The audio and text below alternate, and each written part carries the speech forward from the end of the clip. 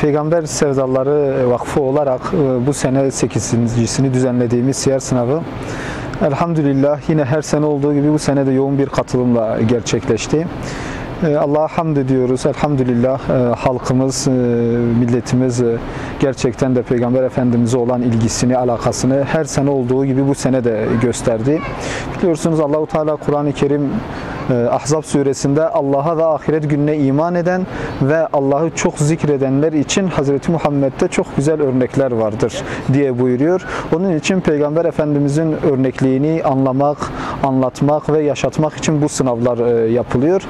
Özellikle bu devirde, bu karanlık devirde karanlıktan aydınlığa çıkabilmemiz için Resulullah Aleyhisselatü Vesselam'ın tanınması gerektiğini, öğrenilmesi gerektiğine inanıyoruz. Özellikle bundan dolayı bu sınavları yapıyoruz. Elhamdülillah insanlarımız da ilgi gösteriyorlar. İnsanlarımız da bu sınavlara gerçekten de teveccüh ediyorlar.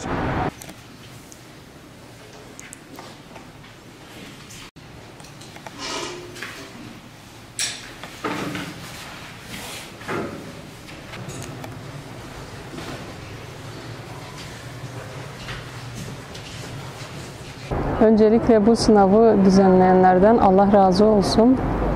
Çok güzel bir sınav. Yani küçükten büyüğe herkesin katılabildiği bir sınav.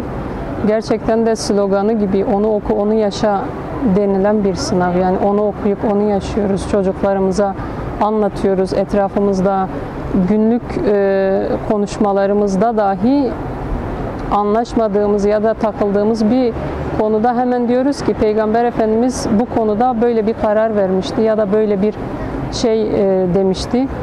Gerçekten de çok faydalı oluyor. Tekrar düzenleyenlerden, herkesten Allah razı olsun. Sınavımız kolaydı. Peygamberimizin hayatını anlatıyordu.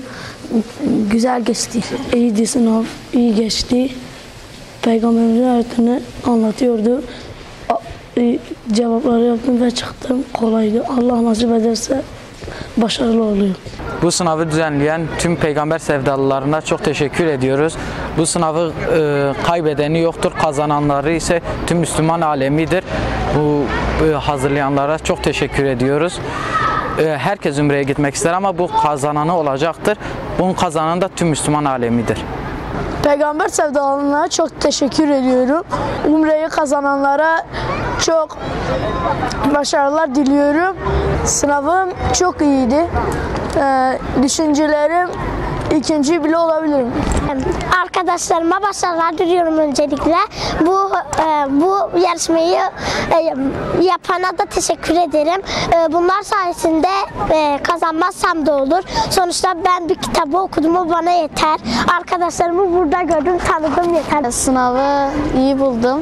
Sınav güzeldi, iyi ki yapmışlar. Sınavı kuran kişiye teşekkür ediyorum. Herkese başarılar diliyorum.